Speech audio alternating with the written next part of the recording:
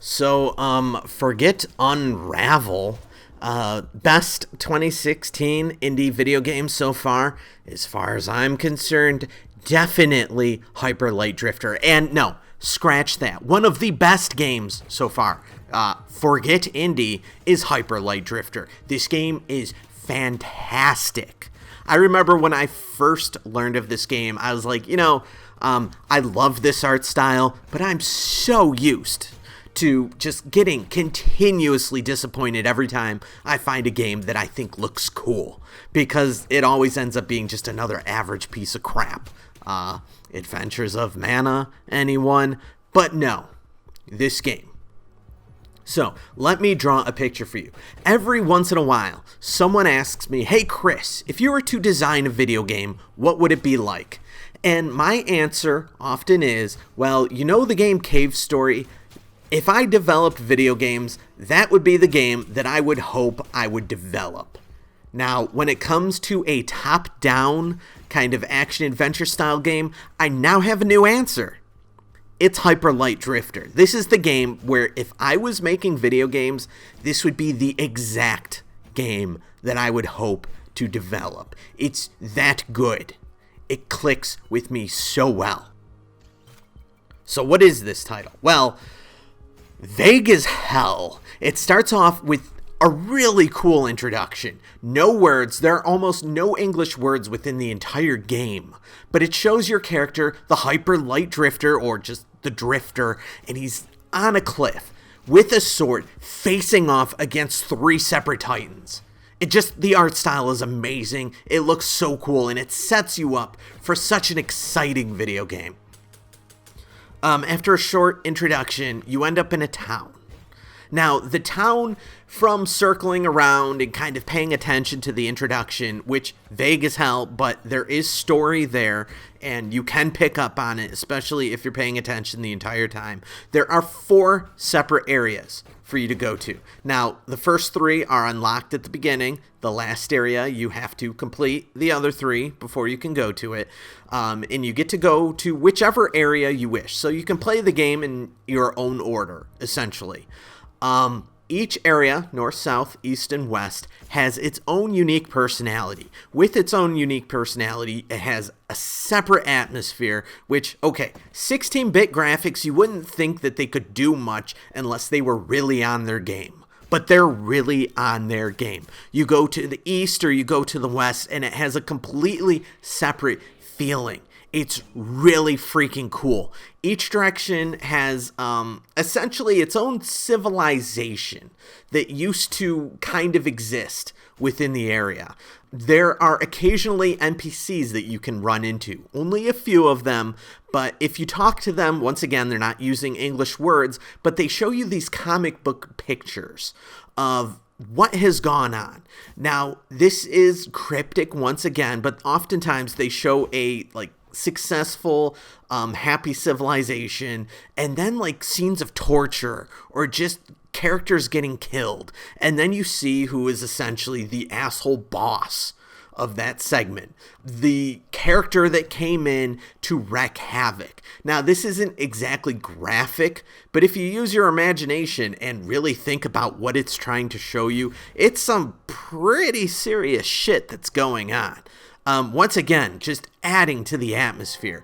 And when you're in the unique locations, you can kind of see what has taken place, or just how that civilization was once built up by looking at the different locales. It's so cool. But anyway, settle down, Chris.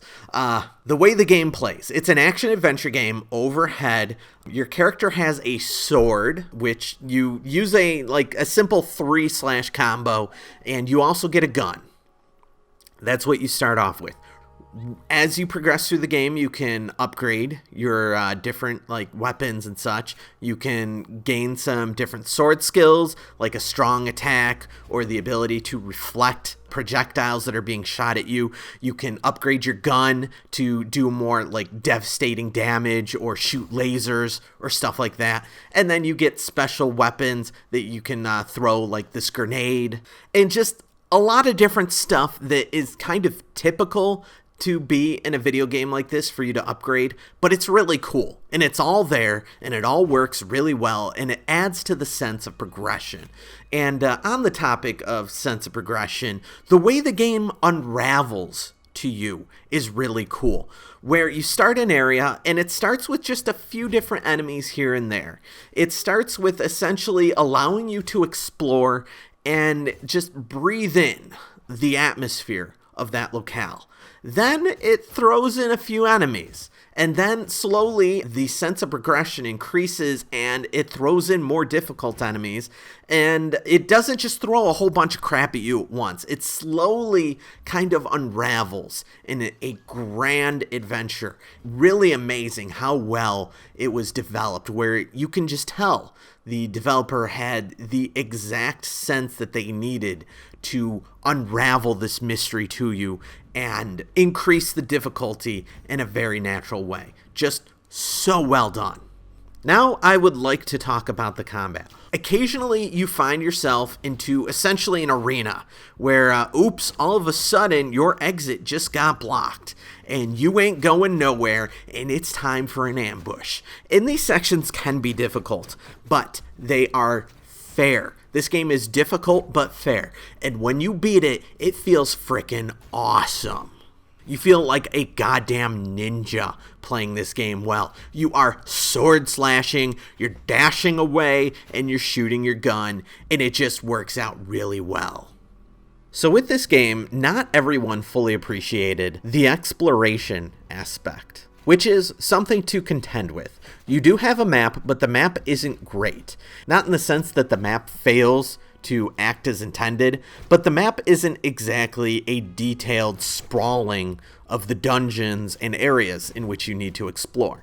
You need to actually explore. It's basically just a general roadmap for you, kind of.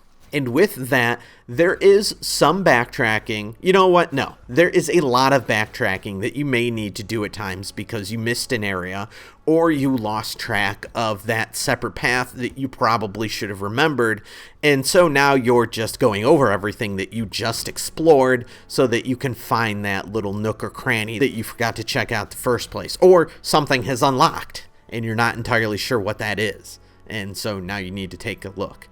This is very reminiscent of games like Zelda: A Link to the Past and a lot of other retro video games, which means that this is not necessarily bad, but it's a thing that you need to have a taste for. And if you don't have a taste for it, it's not going to please you because this game isn't just action, it's action-adventure. And as such, it's not entirely linear. And you're going to have to check walls occasionally to make sure that there's not like a hidden pathway. That's slightly obnoxious in a way, but I never found myself so lost that I wanted to give up. I usually found where I needed to go by backtracking a little bit, and if you're enjoying this game, it's not actually not fun. It's pretty entertaining to get to really know these areas. So I don't hold that against this game, but I could see where it's not everyone's cup of tea. So now it's time for me to toot my horn a bit, because I was checking out some reviews, and there were a lot of people saying that, oh my god, this game is so difficult. I was checking out the Kotaku review, and holy crap, the guy could only beat the first, boss, or got to the first boss, did the review without even playing the rest of the game, and this game is not actually that long. So, what the hell, Kotaku? Yes, you need to have some skill, and you're not going to be able to pass this game if you suck at action-adventure games. But last time I checked, playing a game like Dark Souls 3 or Bloodborne or, say, Halo on Legendary difficulty, a whole lot more difficult than this. So, not entirely sure what people are complaining about, but with the exception of the first boss and some stuff at the end, I was never frustrated. It's not even a bad frustrated, it's just kind of a, oh, this is difficult. I need to learn the patterns of the boss in order to progress through this. kind of comes with the territory of video games, unless your thing is like Kirby's Epic Yarn. So, your mileage may vary, I guess. It's not that hard. Go play some Super Meat Boy if you want difficulty. So yeah, I've gushed on about this game long enough. There's also a co-op mode, which is really cool, having 2 players on this game at one time. Really neat. I don't like to give out 10 out of 10s very often, and I tried really hard to think of some issues with this game. But to me, there are none. Thus, gotta do it. 10 out of 10. Hyper Light Drifter. It's for the PC and PS4. That's where I played it. If you like retro games, if you like games with style, music's really cool by the composer of It Follows. Really good horror movie of last year. Check this out. It's really good. If you're like me. And you're like me, right? Yeah, I know. Alright, thanks for watching.